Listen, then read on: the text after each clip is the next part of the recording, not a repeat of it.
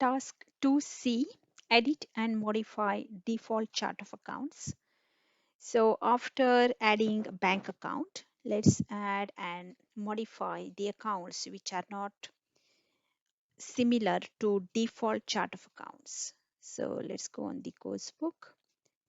Step 1, and this is accounting chart of accounts. Again, I have added all the screenshots, what steps you will be following. So let's go on 0. So when you sign up for zero accounts and when you start writing on zero, the default chart of accounts is already ready on zero. But it's not mandatory to use zero chart of accounts because every business is different and they have their own chart of accounts which they present on statutory accounts. So you can have your own trial balance of last year which you can straight away import to zero. So let me show you the steps how you do that. So what you do, you can go into accounting, chart of accounts, and when you go on chart of accounts, as you can see here, there is an option called import. So this option allows you to have your own chart of accounts into zero straight with balances. So make sure when you are importing, it should be in CSV format, which is comma separated value. And they have given example files here. So for a VAT register business, how the chart account must be, and for the non-VAT register company. So this is just an example. So make sure you match the columns which are given on the template. So once you filled up the template and make sure the file is in .csv, you can easily import your own chart of accounts with balances straight onto zero. So you can straight away start using zero with your own chart of accounts. So that is the first thing.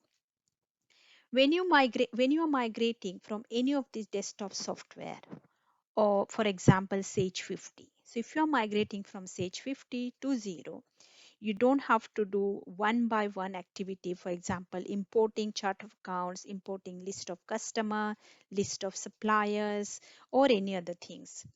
There is, when you buy zero subscription, when you pay for the subscription, zero covers the cost of migration. And the website I have added on move on our course book, and its website called Move My Books. So zero will cover the cost for 2 years worth of data which you can migrate from any of the desktop software to zero for free, and zero will cover that cost again. So they will import all your existing data, historic data worth of 2 years onto zero. And what you need to do is you should just have to tidy up little bit for by submitting the VAT, and because all those are external. So Move My Books will give you the step-by-step instructions how you can tidy up, and that's a very easy option by migrating from desktop software to cloud. So that's the one thing. But if you don't want to go for that option, you can import the chart of accounts here. So let's go on our course book, and the task is edit and amend and save the below accounts which are not exactly same name as given on your course book. So let's do one by one. So when you go on zero, select accounting, chart of accounts, and as you can see, the chart of account is already there on zero. But you can always go and edit and modify the names. You can select the tax rate. You can select the type. For example, you don't want direct expenses here. You can delete it by selecting here, and there is a delete option. You can delete it here. You can archive. So if you think the chart of account list is huge and you have a small business and you don't want to go through the entire list every time, you can select and archive some of the chart of accounts, and you can just use them later on whenever you need. So there are different options available. You can export the chart of accounts from here and modify it and then import it again. So that's another useful option. If you want to take a print of your chart of accounts, you can print from here. So as I said, Zero is really user friendly and it allows you to do many changes within the software, and they are really easy to understand and follow. So let's do our task. So our task is edit and modify the highlighted nominal accounts. So these are the nominal accounts which we want to change the names and code. So PAYE, as you say, PAYE means it's tax which we can deduct from employee's salary. And we want the name of this nominal account is PAYE payable to HMRC. So let's go and select 825 and change the name. So if you want to quickly have a look, where is 825? There is a small search box here. So if you type 825 rather than looking for that number, it's easy to find via search box. So as you can see, 825 is under default list PAY payable, and the name we want is PAY payable to HMRC. So what you need to do in order to edit and change the name, you need to select the name, and without changing anything, just change the name here, PAY payable to HMRC. You can copy from here and paste. And without making any further changes, click on save. And that name has been changed now. So let's do that for the rest of the accounts. Next is 826. So I will show you the other option. If you don't want to search in the search box, what you can do is you can just click on all accounts, and as they are in order, they are in serial order. So we are looking for 826. So you can just go scroll down, and if you select here, as you can see, there is 825 and there is 826. This is the another way if you don't want to type the number in the search box. So click on NIC payable, and the name we want is national insurance. So we want in full national insurance payable to HMRC. So again, select it, select copy option, and without changing anything, we just want to change the name, paste, and the code is same 826. So save again. The next is student loan payable to HMRC 947. So let's select that quickly. Let's type that in the search box 947. And student loan deduction payable, we want the name as student loan payable to HMRC. So copy and paste and save. Every time when you make any changes, don't forget to click on save tab. Otherwise, the changes will not be recorded on Zero. Next, 858 pension fund.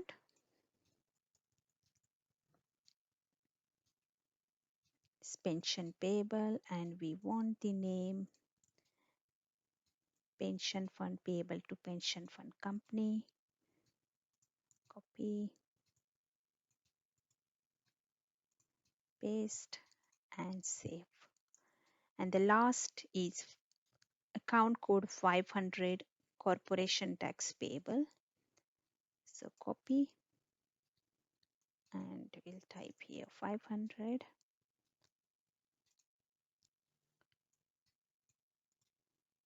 paste, and save. And we have made the changes on default chart of accounts. So we are not strictly following the default chart of account. We are having our own nominal code names. We have just changed the names. We haven't changed the any other categories. Now let's go on the next task.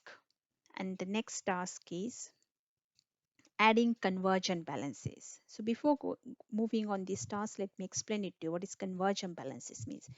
So for example, in this scenario, we are moving from stage 50 to 0, and the accounting year ended on 31st March 19. and we are doing the accounts for 1st April 19 to 31st March 20. So when we close the account and submit to HMRC's, submit to Companies House, we have the closing balances. So the closing balances which are sitting on the balance sheet, we need to carry forward to the next year, and that's called conversion balances.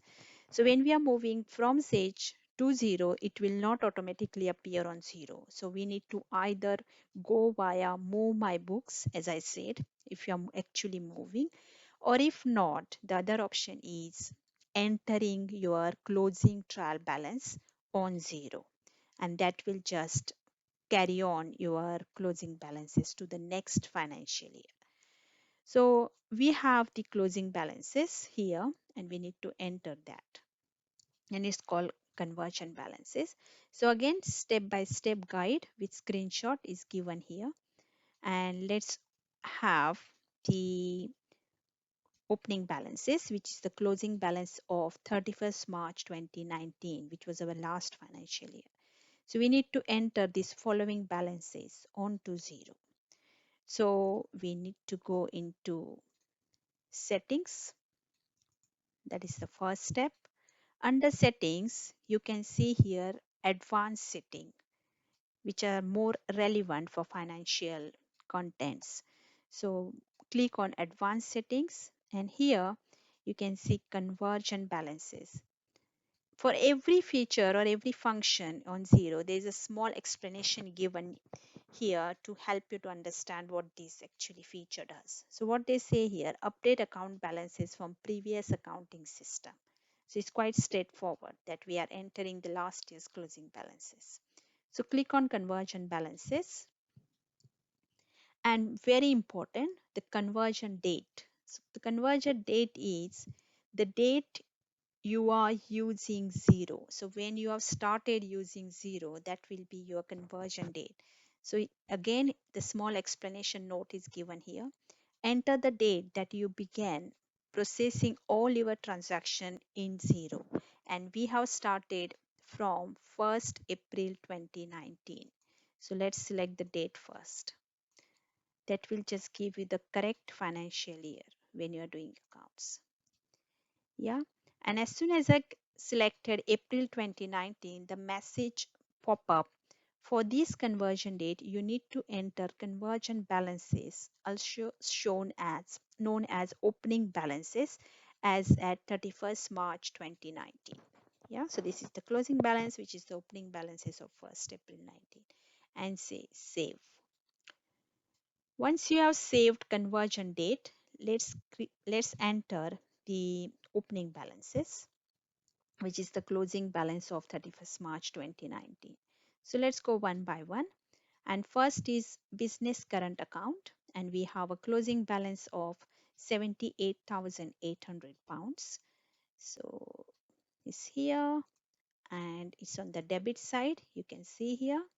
Make sure you select the correct side, and it should be 78,800. The next is petty cash account. So company is having closing balance of 512 pound on their closing books of accounts. So let's select petty cash, and it is 512.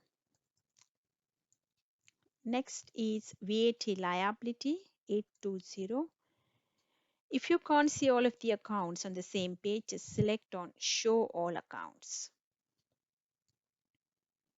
And we need to find 820, and you can see here 820 VAT, and we are having a debit balance 812290. Next is PAY, payable to HMRC, which we just modified the name in the previous task. So this is 825, and it's here. It's a credit balance which is payable 339658. Next is 826 NI, which is national insurance, and it's payable again. So it's a liability on the credit side, and it's 300698. Next is student loan, payable again 278, and the number is 947. So it's a little bit further down, and the amount is 278. Next is net wages 12863, and that's 814. 1286378.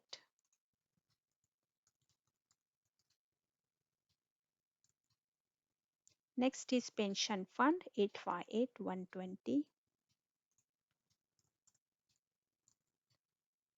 Loans 6895, and the number is 900. Shares, they have a share capital of £5,000, which is 950. And the last one is 500 corporation tax payable,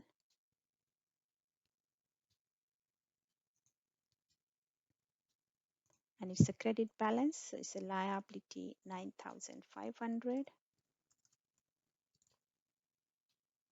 And that's all. So I'm just saving it.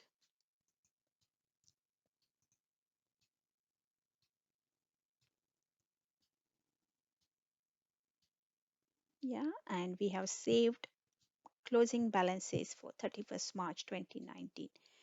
While we are on this page, let me show you some another useful and very important function, and it's called lock date.